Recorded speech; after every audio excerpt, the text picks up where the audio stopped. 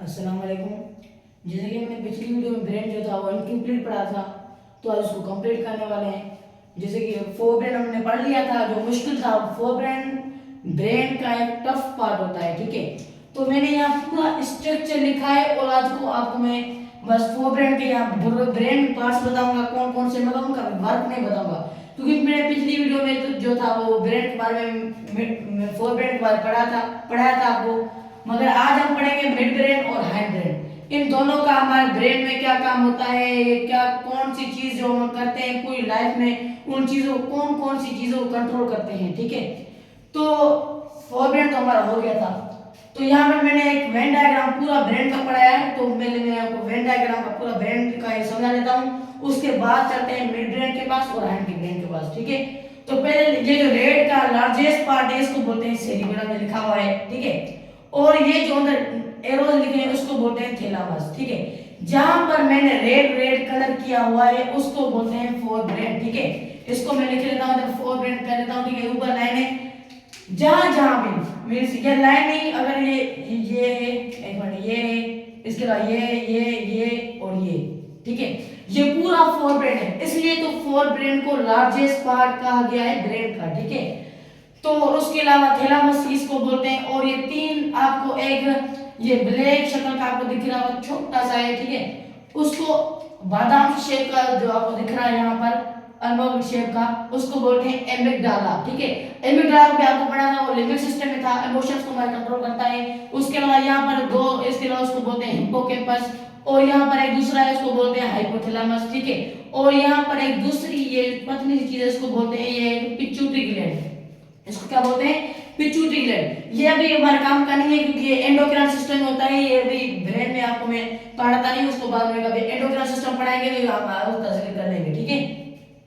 उसके बाद ये जो डंडी है खड़ी उसको बोलते हैं मिड ब्रेन, ठीक है, मिड ब्रेन। और उसके अलावा यहाँ पर इसको पॉन्स बोलते हैं, पंस बोलते हैं, और ये छोटा पार्ट है इसको मेडुला ऑब्लंगोटा बोलते हैं। उसके अलावा ये जो लीफ की शराह है इसको बोलते हैं सेरिबेलम। ओके, आई थिंक आपको ये सब कुछ समझ आ गया डायग्राम, ठीक है।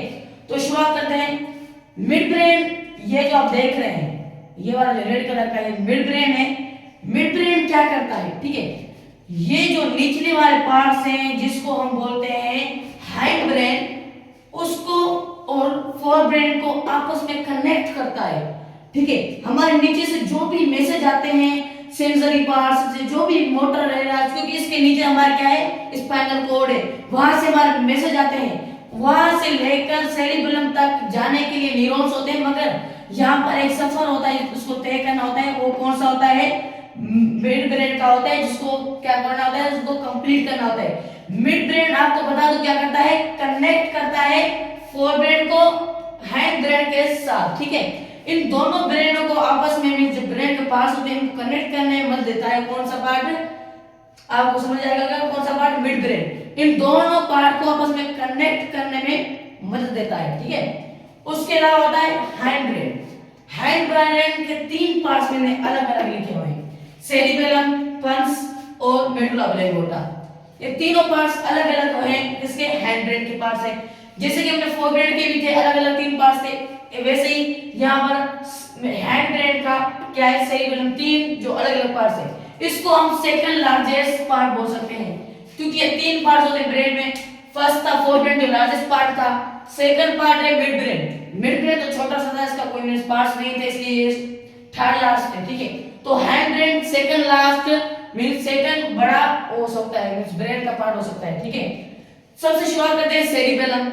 सेरिबेलम का काम क्या है, आज जैसे मैं देखो स्टैंडिंग है, मैं खड़ा हुआ हूं, मेरी मसल्स की मूवमेंट है, ऐसे मैं अपने हाथों को हिला रहा हूं, ये जो मेरे मसल्स के पूरी बॉडी में, और मैं जैसे खड़ा हो रहा हूं वो किसकी मदद से खड़ा हो रहा हूं, ये सेरिबेलम की। ये हमारी जो बॉडी को कंट्रोल करता है खड़े होने में और मसल्स को करता है कोऑर्डिनेशन में, ठीक है। मैंने लिख लिखा डेफिनेशन, कोई टफ नहीं है।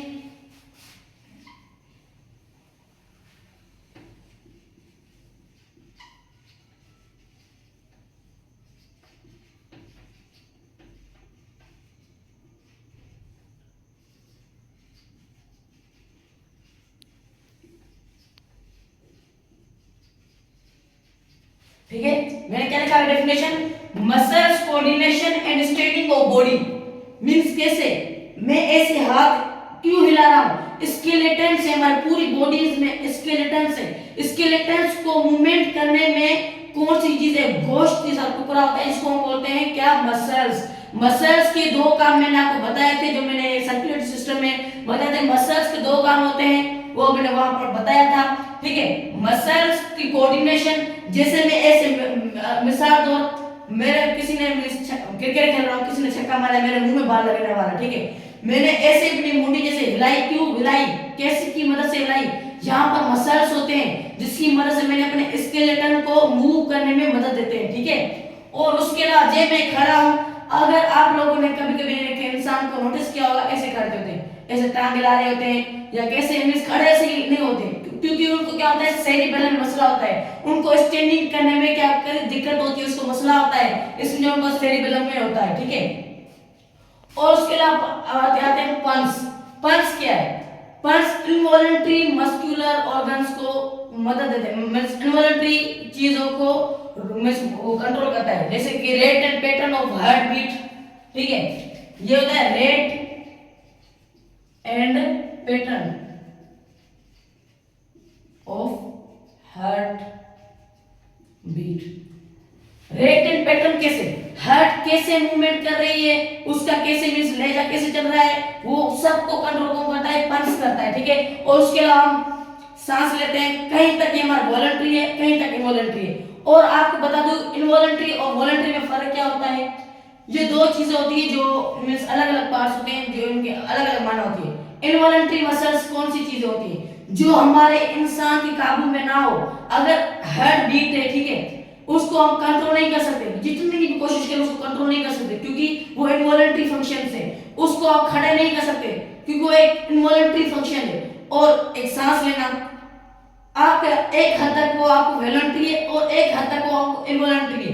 अगर आप मींस जानबूझ के अपना सांस रोकोगे ना, मगर रोकने मींस 1 मिनट तक रोक सकोगे, उसके अलावा नहीं, क्योंकि वो क्या है, एक इनवॉलंटरी फंक्शन भी है और वॉलंटरी फंक्शन, दोनों उसको बोल सकते हैं। ठीक है, और उसके अलावा आते हैं मेडुला ऑब्लिंगोटा।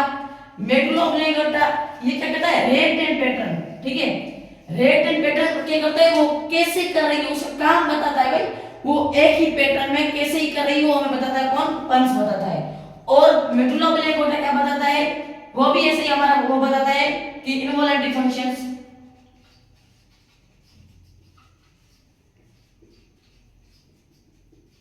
इनवॉलंटरी फंक्शंस कैसे, अगर मैं से मिसाल तौर न्यूरॉन्स, ब्लड, हमारे पूरी ब्लड सर्कुलेशन ऑफ ब्लड, उसको हम कंट्रोल नहीं कर सकते, एटीपी के प्रोसेस को हम कंट्रोल नहीं कर सकते, ये इनवॉलंटरी फंक्शंस हैं। ठीक है, उसको हम क्या बोलते हैं, मेडुला ऑब्लिंगोटा। ठीक है, ये तीनों आपको पार्ट समझ में आ जाएंगे। ठीक है, और जो भी वैसे आपको सवाल हो, क्वेश्चन हो, कमेंट बॉक्स में पूछ सकते हैं। ठीक है, और उसके अलावा जैसे कोई भी ब्रेन में से कोई भी क्वेश्चन हो, आप कमेंट कर सकते हैं। ठीक है, अल्लाह हाफिज।